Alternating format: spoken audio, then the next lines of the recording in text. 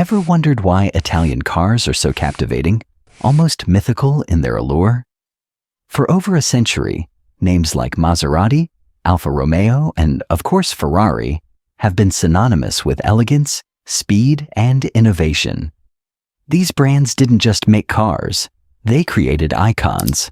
Whether you were wealthy enough to own one, skilled enough to race one, or both, you'd quickly understand they were built differently.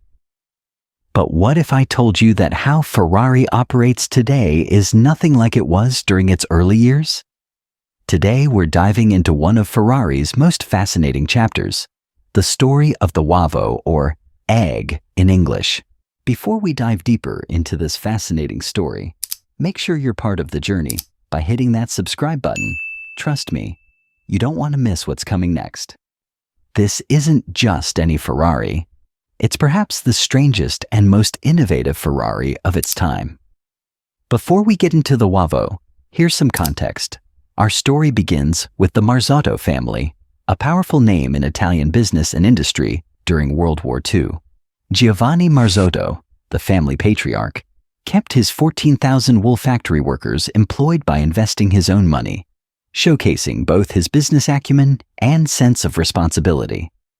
But Giovanni wasn't just a businessman. He was a car enthusiast who passed his passion on to his 4 sons, Vittorio, Alberto, Giannino, and Paolo. From a young age, these boys were raised on speed. They started driving on their family estate, learning the ropes in their own little cars, while their family chauffeurs probably screamed in Italian behind them. Before long, their sibling rivalry spilled over onto Italy's back roads, where they raced each other, unofficially of course. Their passion for racing grew so intense that they eventually entered official events like the Mille Miglia, driving early Lancias. But it wasn't long before these young men outgrew their modest machines and set their sights on Ferraris. They got their hands on Ferrari's groundbreaking 166 and began competing against the best in the world. In 1949, Ferrari was still a young company. Its founder, Enzo Ferrari, had introduced the brand's first car only a few years prior, but it was already making waves in the racing world.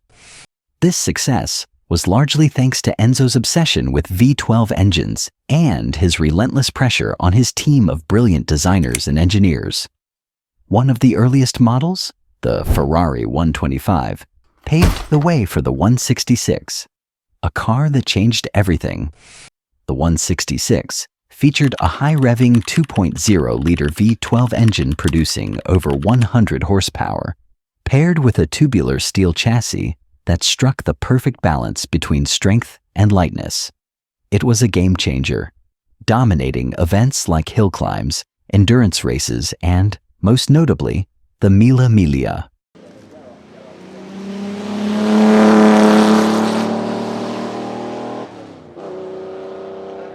But not everyone was satisfied. Giannino and Vittorio Marzotto were frustrated by Ferrari's lack of focus on aerodynamics. To Enzo Ferrari, aerodynamics were irrelevant. He famously quipped that they were for people who can't make proper engines. The Marzotto brothers disagreed, believing the 166 could be even better with a more streamlined design. So they took matters into their own hands. Working with coach builders and engineers like Franco Reggiani, they designed a one-of-a-kind body for their 166, prioritizing aerodynamics above all else. The result was the Uovo, a sleek experimental race car with a steeply sloped windshield, a lightweight aluminum alloy body, and even a tucked-in spare tire to reduce drag. Enzo Ferrari wasn't impressed.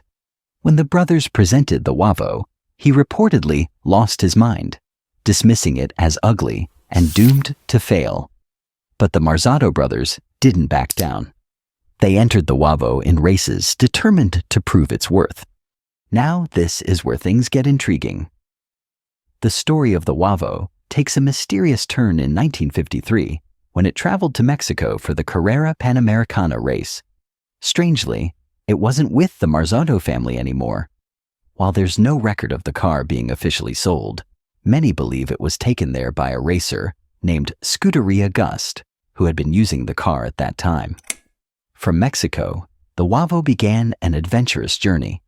It was sold and eventually landed in Texas with a man named Ignacio Lozano, who raced it in 1954 at the Lone Star Sports Car Races at Bergstrom Air Force Base.